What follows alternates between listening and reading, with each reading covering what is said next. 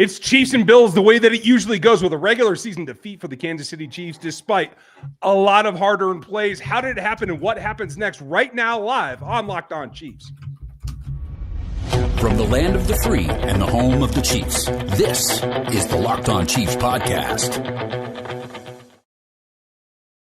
Welcome in, everybody. Thanks for making us your first listen after this ball game. An afternoon slate, always a little bit difficult to get everybody here, but we appreciate you joining us just like our everydayers. Here in the Locked On Podcast Network, your team every single day. We're joined by Matt Derrick from ChiefsDigest.com, our man on the beat, as well as Chiefs Digest here on the YouTube platform, and 41 is the mic. Lot to go over here. Tough game. I will say the hard-nosed Bills, you got to give them a little bit of tip of the hat. It did end up going the way that it usually goes with this team. We're going to break it all down for you. Who was locked on coming up later in the show? Who actually did play despite the loss well, and who would we like to call out? That's coming up. What were the turning points that made this team turn around? And we start just with how tough it was. Matt, I was very, very cognizant of how badly the defense had played for Buffalo for the last 6 games. Yet today they raised their game, both in the pass rush from Joey Bosa and Cole Bishop. Raising his game up, it was a pain in the side for the Chiefs all day long, particularly literally to Travis Kelce. What did you think that they did that threw the Chiefs game plan off? I mean, Chiefs defense, the Buffalo defense definitely elevated itself. I mean, this is a group that I feel like that we haven't seen play at this level. So maybe you can certainly say that they've been doing what the Chiefs have done in recent years. Maybe they've been playing with their food a little bit early in the season against some bad teams and playing down to their level. And today, maybe you saw that there is a little bit more to this Buffalo defense. Now, again, I mean, the Chiefs, they're not necessarily the perfect matchup team for Buffalo, because Buffalo is giving up 150 yards on the ground, and the Chiefs really didn't try to run the ball that much. You know, Kareem Hunt got 11 carries, Brashard Smith 3. They did a couple of, had one jet sweep with Xavier Worthy. Clyde Edwards-Helaire got a couple of carries for a reason. But I mean, the Chiefs are not a team that's going to commit to the run game at any point whatsoever. And if anything, I mean, I think that one of the things that the Chiefs kind of, failed here in a little bit is that they've adopted aggression as their theme. And I don't think that they were particularly aggressive for the most part today offensively. Interesting thing to me when you look at this game, the one thing I did not expect was that Josh Allen was going to be almost 90% passing. And to me, that says everything about how this game went. Kansas City's defense was not able to stop Allen in the passing offense of the Bills. Obviously, they ran the ball well. Cook went over 100 yards, and that's great for the Bills. But at the same time, I didn't expect Allen to throw for almost 90% completion percentage. If you do that, it's going to be very hard for the Chiefs defense to win. And that's really what this came down to. If they stop them a couple of times and they make a couple of incomplete passes, this game's completely different. But you're not going to win a game when you allow the opposing quarterback to complete almost 90% of his passes and have a 100-yard rusher. It's just not going to happen, generally speaking. What else stood out to you, Matt? Yeah, I mean, you hit on two things right there that the Chiefs have been pretty good at, that they got exploited badly against Buffalo today. Obviously, the big stat everybody talks about, it's been almost 2 years, Christmas Day 23, since the Chiefs gave up a 100-yard rusher to a running back, and James Cook goes over 100 yards today. That's just the 17th time that Steve Spagnuolo has allowed a 100-yard rusher in his time in Kansas City, going back to 2019. So I still think it's pretty remarkable when somebody does that. But the Chiefs also this year, they were number 5 at allowing yards to the tight ends this year, and only give up 1 touchdown to a tight end going into this game. They gave up more than half as many yards as they allowed to tight ends all season today. And between Kincaid, Knox, Jackson, the Hawes got involved. That was the mystery to me. I mean, the Buffalo has executed game plans against the Chiefs with their tight ends before, but this Chiefs team in particular, particularly this year, they've been much better against tight ends, allowing I think it was 36 yards a game coming into this one. I mean, all 3 of these guys almost had 36 yards. Yeah, it was pretty bad. And we warned you about the tight ends last Wednesday, last Thursday, last Friday. I told you over and over and over, this was what you had to watch. They executed. And you got to give them a little bit of credit, Matt. They executed what they needed to do. I was not overly impressed. Yes, they let Cook get over 100 yards, but it was 4.2 carry. at one point to start the second half, Kareem Hunt was still over 5 yards per carry, yet didn't get that particular attention that could have turned it. Now, I know you got to ride the knife's edge with him about wearing him out too much, but I felt like the play call got a little bit predictable. And I personally was disappointed with the protection. Now, you got to the point where you had injuries on the offensive line. Guys were coming in and out. But for the most part, Joey Bosa looked like he was 5 years younger. This team was not ready to protect today, and I'm a little unclear as to why. Do you have any ideas? I mean, it's a real mystery. I mean, unless, you get a little bit of this team is just maybe a little bit run down heading into the bye week. It's a good time for them to have a break. I think, defensively, especially on the line. Now, the line, the Chiefs have been fortunate. They've had a couple of games here where they've played well enough and opposing offenses have played poorly enough that they haven't had a lot of snaps. It's particularly true against the Raiders. But again, I mean, I felt like I saw a little bit of the toll of Chris Jones having to play a lot of snaps showing up tonight because he kind of got pushed around a little bit by some guys. And I thought I saw just overall a tired defensive line. I mean, certainly they got out efforted tonight by Buffalo. And that's what leads to what, I mean, I think the stat of the game for this day was third downs. I mean, the Chiefs have been winning third downs on both sides of football all season. They lost it significantly tonight. On their own, they were 3 of 13. Buffalo was 7 of 12, and you win third downs at the point of the line of scrimmage. And on that side, I mean, both the Chiefs offensively failed to protect Mahomes in those moments and give themselves a chance to convert. And on the other side, Josh Allen could pretty much do whatever he wanted to most of the day. He had time to throw. He had time to run if he wanted to. He had a couple of designed runs for the few times this season. I mean, Buffalo had a great game plan. And if you want to go into the glass half full, I mean, this is what happens. Buffalo faces the Chiefs in the regular season. They expose all of the Chiefs' weaknesses. And then Andy Reid and Steve Spagnuolo have until January to fix it. Well, the Buffalo scout team gave the Kansas City Chiefs today all the film that they need on what they need to fix going forward. Yeah, and there are a number of things as well. Folks, make sure you check out Matt. He'll be live on KSHB 41. We will go on after the show. You'll find me live on RGR. But coming up next, what changed this team, or what did they miss that could have turned this game around? Right after this.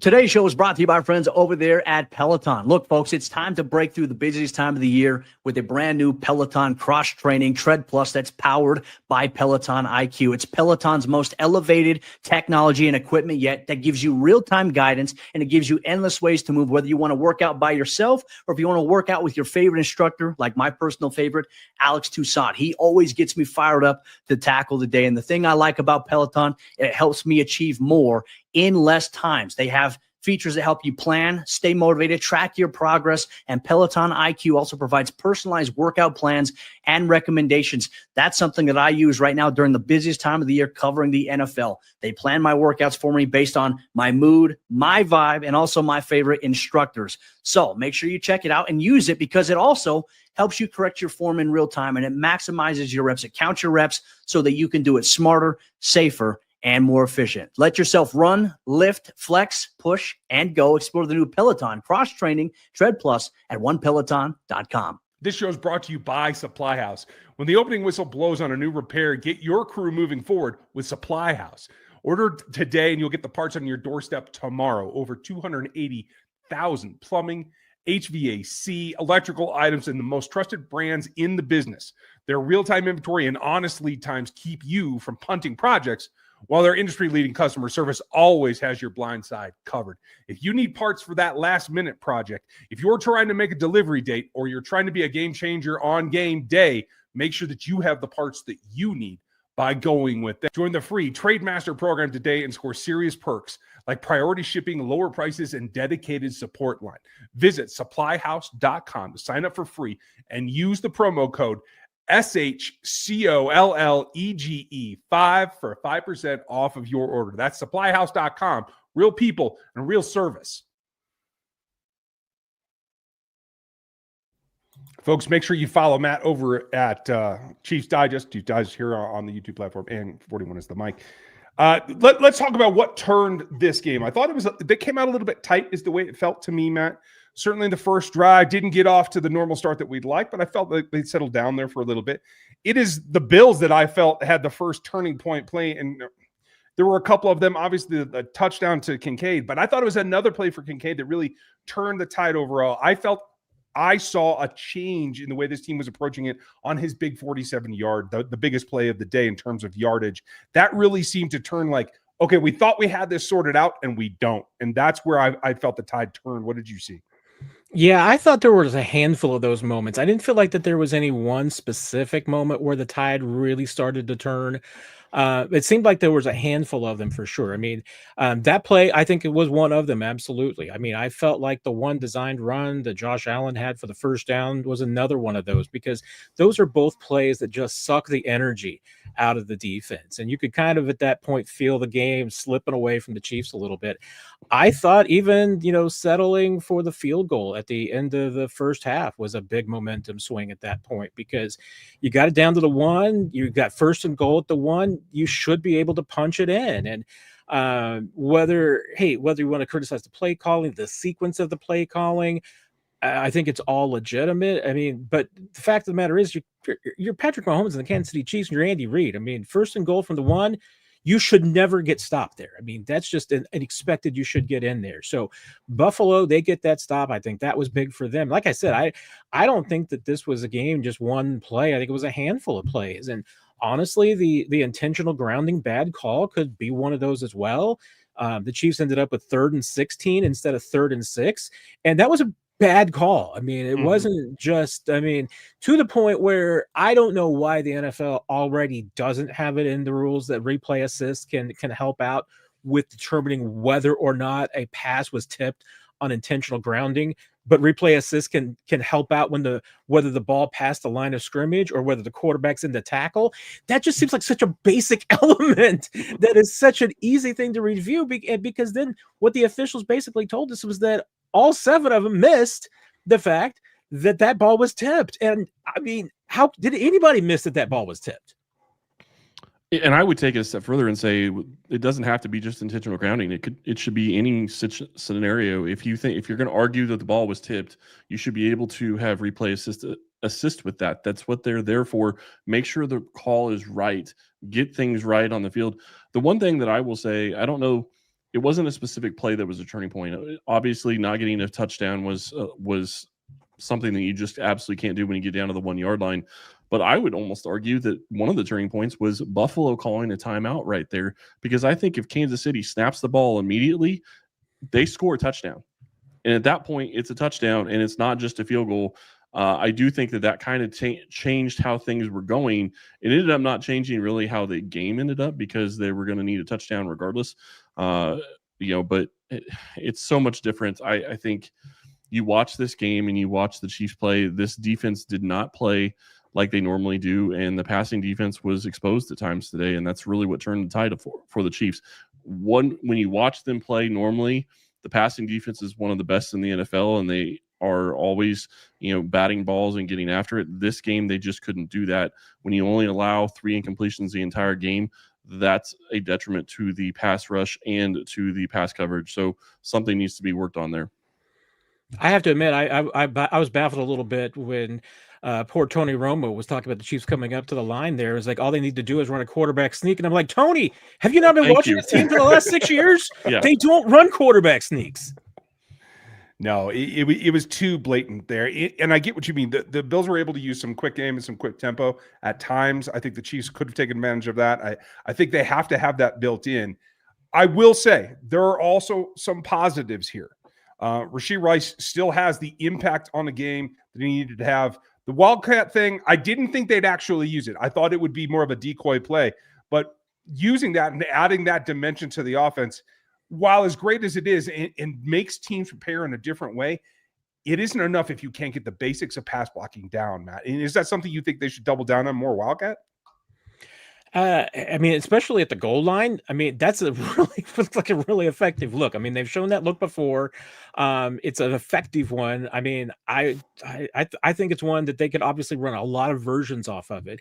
And Rice is a better choice. I mean, they've done the same thing with kind of Kelsey before. They've used tight ends in that spot before, even Noah Gray. I mean, Blake Bell's run that a little bit.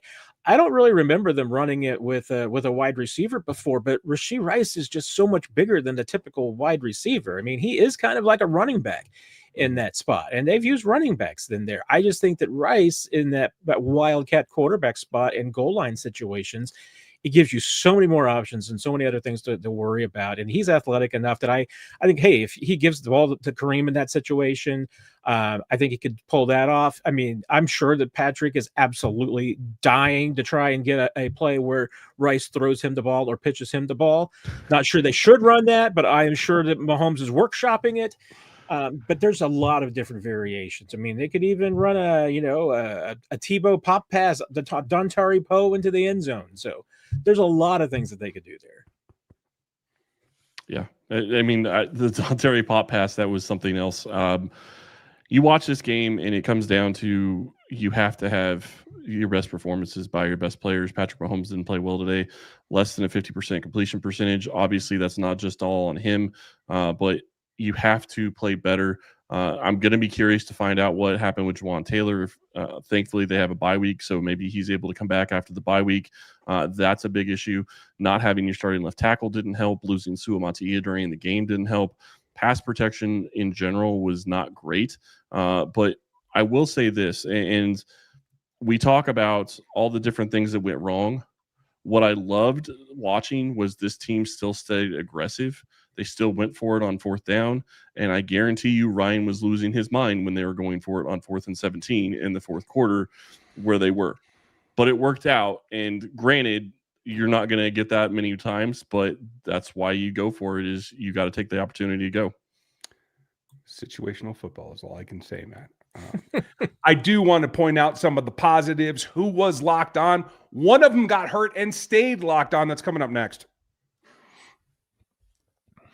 The NFL season is here, and FanDuel has an offer you don't want to miss. Right now, new customers can bet just $5, and you're in business. You can get $300 in bonus bets if you win. That's right.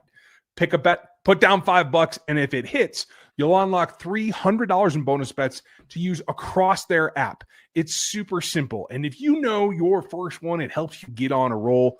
Without a doubt, it makes watching football even more exciting when you've got a little something riding on the action, when you're involved. It's not just for the casual fan, but if you love diving into the stats, FanDuel makes that game day experience that much more. You got to get into it. So what are you waiting for? Visit FanDuel.com or download the FanDuel app today and get started. It's at FanDuel.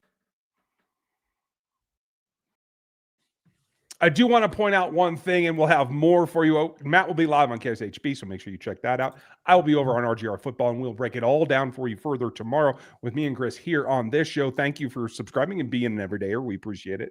Now, I want to point out some of the positives, things that can be built upon as they go through the bye and they go on next. I'm a little concerned about the ankle of Kingsley Suamataia, but when I go back, and this is just my game notes combined with what PFF's original takes are, their live stats. Kingsley and Creed Humphrey, the only two offensive linemen, according to PFF, that did not allow a pressure. I didn't see any from Kingsley as well. I realized that I could miss it, but long story short, best offensive performance from the guy who's been in his job the least amount of time. Missed, I believe, Matt, one play on that ankle turn, was able to come back in and solidify on a day that they needed him. I was impressed with Kingsley today. What did you think? Yeah, I mean, well, coming into this game, I guess Kingsley and Creed were really your only guys that were truly healthy. I mean, Jalen Moore came in with, battling the illness. Obviously, Trey Smith has the back injury, and I know on the Chiefs radio broadcast they were even talking about the fact that Trey had like a heater on the sideline that he was using to keep his back loose even before the game, and Juwan Taylor obviously has had a knee and an ankle issue that he's been dealing with. I don't know if tonight that was a exacerbating the ankle issue that he already had, but not good either way. So, okay, Kingsley and Reid were probably your only two healthy guys, and were probably your two best performers tonight too. And and it certainly helps if you're Kingsley. You got Reid next to you because that guy's just a machine. You don't have to worry about what's going on the right side of you if you're Kingsley. And obviously, he's generally been getting some pretty good play on the left side of himself. So I think Kingsley, he has been doing what he's asked to do, and he hasn't been exposed that much. I mean, teams have not really had a lot of success in targeting him and really, trying to bait him in any way. So I think you have to acknowledge him that he's done a pretty good job of locking on things in there.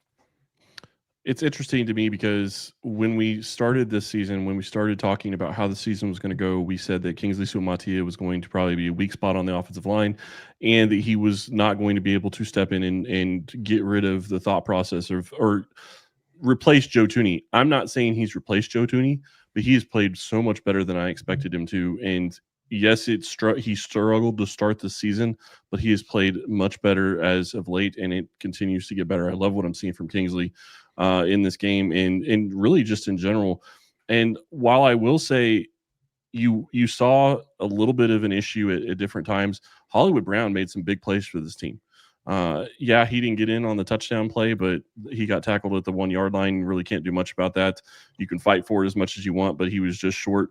And he had another big third down conversion for another 35 yards. So while he has struggled at times for this team, and even in this game early on, I saw lots of people on X talking about, well, Hollywood Brown needs to be losing his snaps to Tyquan Thornton. Brown shut up in the second half and really helped this team. Yeah, Hollywood has been, I feel like, fairly consistent throughout. I mean, he's not been a guy that's been super high or super low. Last week, was probably really his lowest point of this year, but he's bounced back, and so I mean, I think that consistency is what the Chiefs like from him. And we know from this offense, there's going to be times when guys get overlooked, and Tyquan's probably in that little stretch right now because, hey, he's the fifth option at best. Your fifth option's not going to get a lot of targets and a lot of opportunities. Other guys will. And even tonight, I mean, Hollywood only had 4 targets, but 73 yards, 2 big catches. Would you have loved it to be 4 catches for more yards? Sure. But this was a very odd offensive game from the Chiefs. Mahomes, yes, was the fact that he, finished the game under 50% passing, 15 of 34. Was it all on him? No. A lot of it, I think, began up front with the protection, and it kind of went from there. I don't necessarily think there was a lot of drops or anything obvious there. And sometimes you just tipped your hat to the other team because the Bills played it really well. They had good coverage. They had good pressure all night long. End of the day, you may not say that there was a lot that the Chiefs could have done. They were beaten by the better team today. And here we are, we're talking about the Bills just pushing the Chiefs around today, dominating this game. It was still a 1-score game that the Chiefs had a chance to tie at the end and could have been a lot different. So, I mean, once again, if you want to be glass half full, glass half empty, you got ammunition today to go both ways. Yeah, I agree with you. And kudos where they're due. Cole Bishop played the best game of his career today, right now, as you saw it. I think that is plain to see. I also want to shout out Trent McDuffie, who I thought he did get targeted more than I expected, and he did give up some catches, but he was everywhere. He was tight on coverage, didn't allow a lot of yak. When they had to go get pressure, it was McDuffie that they used along with Nick Bolton. Kudos to him. And I thought Brian Cook started the game hot. He missed a couple tackles late, which I think was due to being in some bad positions that the defense put him in, not his mistakes. But he made open field tackles. He was coming up. They were both crushing the screens. I thought they did a pretty good job as well, Matt. Anything you saw? Yeah, I was going to co-sign McDuffie. He would have been my guy that was locked on because he was big everywhere. I mean, the Bills didn't have a lot of success throwing to wide receivers tonight. Some of their breakdowns that they had, and I know Williams had a breakdown here or there. Brian Cook had one. Jalen Watson, maybe more bad luck than a breakdown. I thought there was a soft call against him, and there was a tripping issue that the Chiefs had in the secondary. But other than that, McDuffie did what he does, which is that he ties up pretty much whoever he's lined up against, and he helps out in the run game too. I mean, of his 12 tackles, there was a few of them in there in the run game against Cook. He's not afraid to get his nose in there. And let's face it, I mean, that's why last week James Cook went 19 carries for 216 yards. Goes for 114 today. Took him 27 touches to get there, though. Yep. So, and especially from where he was in the first half, I mean, the Chiefs in the second half, they kept him intact. And I think, hey, if you're in the postseason and you're allowing James Cook, 4.2 yards per carry, you got a good chance to stop Buffalo. Chris is going to come off mute and tell you what he thinks. Yeah, I'm pretty sure he was at like 9 carries for 62 yards at some point early in I think it was in the first half or maybe even early in the second half. And then to end up at 4.2, I mean, Kansas City's defense, that's not shut down, obviously, but you get to a point where you're stopping him later in the game, and that's exactly what you need to happen.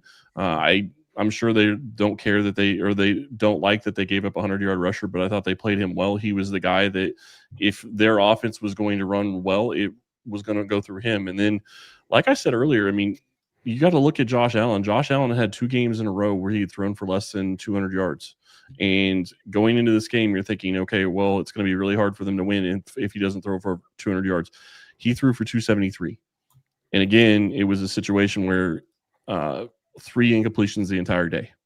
You can't win that like that as a defense and not turn the ball over or not get a turnover at all. That's really where this team lost it today.